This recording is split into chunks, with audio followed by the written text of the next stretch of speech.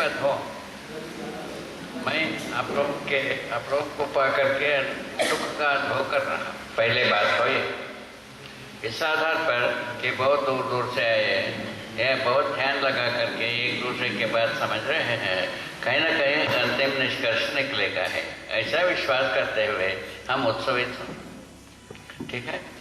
इस बीच में हमको ये बताया गया है शिक्षा का स्वरूप। क्या बताया गया? लोक शिक्षा और शिक्षा का क्या आधार है और शिक्षा के स्वरूप क्या होगी, इसको करेगा कौन और कैसा व्यवहार में आएंगे, ये बात के जानना चाहते हैं। उसी के साथ लोक शिक्षा भी समाहित। इस प्रकार से हम शिक्षा के बारे में हम सब जिज्ञासु हैं। किस ढंग से जो विकल्पात्मक अनुसंधान से प्राप्त ज्ञान तो शिक्षा में कैसा पहुंचेगा, उस बात के सुनने के लिए, सुनाने के लिए इच्छा यहाँ। तो हम सब बहुत ही जिज्ञासा से इस बात को सुनना चाह रहे हैं, ऐसा मेरा स्वीकृति। मैं इस पर को अच्छी तरह से परखा हूँ। हर व्यक्ति किसी आयु तक हर व्यक्ति अपने को समझदार मानता है, चाहे नर हो चाहे नारी। हर मानव में नर नारी दोनों संबोधित हैं। तो ऐसी स्थिति में हर मानव किसी आयु तक में हर अपने को समझदार मानता है। अभी तक की जो कथा है वो पैसा पैदा करने वाला समझदार है, पैसा ना पैदा करने वाला वो समझदार नहीं, ऐसा माना जाता है। अभी तक की यहाँ तक पहुँचा। तो इसके पहले बल का प्रयोग हुआ, बलशाली बहुत समझदार होता है, ऐसा मानते रहे, ऐसा हुआ नहीं। उसके पहले धन वाला होता है, रूप वाला होता है, ऐसा मानते रहे, वो भी नहीं हुआ नहीं। ये दोनों कंडम हो चुके हैं। तीसरा बात पकड़ में आया है, तो ये धन का धनार्जन करने वाला बहुत अच्छा समझदार है, ऐसा हम मानते हैं आज तक। उसी के साथ पद जुड़ा है, धन और पद एक साथ के एक दूसरे के पूरक हो गए हैं, ऐसा बात हो गया। इस ढंग से मनुष्य का 4 भाग, मनुष्य का संपदा का 50 भाग प्रयोग में आ चुकी। इसमें हम मानव चेतना को पहचान नहीं पाए, इतना ही बात है। चारों भागों को प्रयोग हम कर चुके भले प्रकार से, उसके बावजूद हम मानव चेतना को पहचानने में असमर्थ रहे। ये हमारा निष्कर्ष निकले। उसके आधार पर मानव चेतना को जब परंपरा में डालने के लिए, परंपरा में प्रचलित करने के लिए शिक्षा विधि को अनुसंधान किया, शोध किया और उसको शिक्षाविदों को समझाने के लिए कोशिश किया। वो कोशिश होते होते अभी जो छत्तीसगढ़ राज्य शिक्षा संस्थान इसको अध्ययन करने के लिए तैयार। अभी संस्था के अभी और कोई संस्था हमारे पास आया नहीं, तो अभी केवल छत्तीसगढ़ की राज्य शिक्षा संस्थान आ चुका है। वो बुद्धि लगा करके, समय लगा करके, साधन लगा करके अध्ययन कर रहे। ये आपको सूचना के रूप में बताया।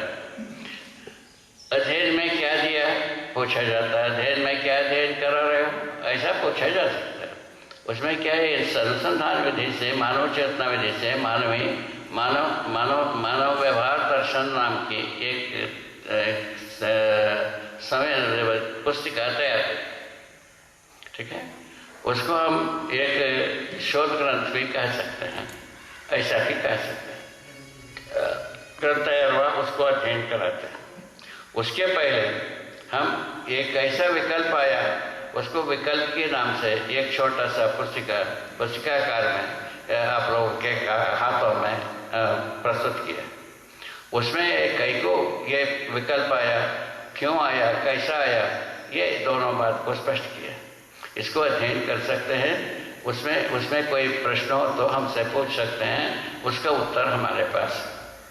एक बात हो, मानव व्यवहार दर्शन के मन में मानव चेतना विधि से कैसा व्यवहार होता है, कैसा न्याय होता है, कैसा नियंत्रण होता है, नियम होता है, संतुलन होता है, और सत्य जो प्रकट होता है, कैसा प्रकट होता है, उसका वर्णन है। उसको अध्ययन कराने की वजह, पठन तो सबको आता है, यहाँ जितने बैठे हैं सबको पठन करना आता है, ऐसा मैं मानता हूँ। तो पठन करने से काम नहीं चलता है, अध्ययन करना जरूरी है। अध्ययन के लिए प्रस्तावित किया है हर शब्द का अर्थ होता है।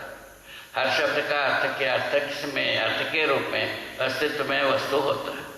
अस्तित्व में वस्तु को हम समझ लेते हैं तो हम अध्ययन किया। कैसा होता है ये, कहाँ से हो जाता है पूछा, कल्पनाशीलता से होता है। हर व्यक्ति बच्चों से लेकर बड़ों तक सबके पास कल्पनाशीलता समाई है। कल्पनाशीलता कर्म स्वतंत्रता समाई है। इन दोनों के योग से तदाकार तद्रूप विधि आती है। उस विधि से हम अस्तित्व में वस्तु को पहचानना बनता है। जब सदाकार विधि से हम पहचान देते हैं, वह तद्रूप विधि से प्रमाणित होते हैं। तद्रूप विधि को हम प्रमाण माना जा रहा है। ये आत्मा में होने की बात कहा गया है, इसको अध्ययन कराता है, इस विधि से अध्ययन करता है। अध्ययन का जो परिभाषा ही की है, अनुभव की रोशनी में, आत्मा की रोशनी में, अधिष्ठान की रोशनी में। अधिष्ठान का मतलब आत्मा। आत्मा क्या चीज़ है? गठन परमाणु का मध्यांश का नाम है आत्मा। अभी इसके पहले हमारे बुजुर्गों ने क्या लिखा था? आत्मा के रूप में जीवों के हृदय में बैठ गए, ऐसा कहता है। तो उसके जगह में क्या हम पहचान यहाँ, तो गठन पूर्ण परमाणु का मध्यांश को हम आत्मा कह रहे हैं और उसको अनुभव करने की विधि है। अनुभव करने के पश्चात प्रमाणित होने की विधि है। इन तीनों कारणों से उसको शिक्षा विधि में प्रस्तुत किया जा सकता है, ऐसा निश्चय लिया। उस निश्चय के अनुसार अभी प्रस्तावित है। तो अध्ययन में मानव व्यवहार दर्शन में मानव का कर्तव्य क्या है, दायित्व क्या है, इसको तय किया। इसको तय करना जरूरी है या नहीं है, इसको आप लोग तय करेंगे। अब सब व्यक्ति का अधिकार। उसके बाद मानव कर्म दर्शन नाम की एक भाग, माने सहअस्तित्ववादी जिसमें दर्शन में एक भाग है कर्म दर्शन। कर्म दर्शन में मानव करने योग्य कर्म, करने ना करने योग्य कर्म क्या है, इसका विभाजन करता है। इसकी भी आवश्यकता है या नहीं, उसको आप अच्छी ढंग से विचार कर सकते हैं। यदि जरूरत है तो हमारा गर्ज बनता ही है, हम उसमें उसके लिए हम तत्पर हो ही जाते हैं। समय जरूरत नहीं है उसमें हम तत्पर नहीं होते। जरूरत नहीं क्या चीज़ है? जीव चेतना में जीना जरूरी है, ऐसा यदि स्वीकार होता है, इसकी जरूरत नहीं। मानव चेतना में जीना है, ऐसा निश्चय होता है, इसके जरूरत में आ जाता है।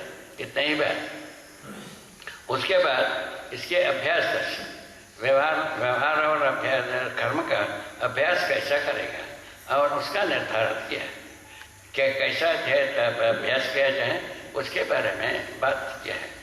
उससे अभ्यास दर्शन के बाद अनुभव दर्शन दिया। अनुभव दर्शन का नाम दिया। अनुभव करने का अधिकार मानव व्यवहार दर्शन के आधार पर ही सुच्छुत है, स्पष्ट होता है। और मानव अनुभव दर्शन में हम प्रमाणित होने का अधिकार को ज़्यादा से ज़्यादा स्पष्ट किया। ये इन चारों बात की आवश्यकता है या नहीं, इसको अच्छे तरह से सभी परिशीलन कर सकते हैं, सभी शोध कर सकते हैं और समझ सकते हैं, प्रमाणित कर सकते हैं। ऐसा मेरा स्वीकृति है। तो उसके आधार पर ही हमारे साथ जो काम करने वाले सब लोगों का ऐसे ही मन है, ऐसा लगता है, ठीक है ना। उसके बाद आता है विचार। तो ऐसे जो सहअस्तित्ववादी विचार को कैसा हम शुरुआत करें, इसके बारे में बात किया। उसमें चारों अवस्था के साथ हम कैसा जी पाएंगे, इसका निर्धारण किया। उसमें तीन है, समाधानात्मक भौतिकवाद। भौतिक वस्तु समाधान के अर्थ में काम कर रहे हैं, इसका बोध कराते हैं। और उसके बाद व्यवहारात्मक जन्मार्थ, जो व्यवहार में मानव जो है ना जागृति को प्रमाणित करता है, इस बात को स्पष्ट किया है। मानव व्यवहार किसके साथ होता है? मानव के साथ होता है, मानवेतर प्रकृति के साथ होता है। मानवेतर प्रकृति के साथ कैसा होता है? नियम नियंत्रण संतुलन रूप में होता है। और मानव के साथ न्याय धर्म सत्य के रूप में होता है। इसको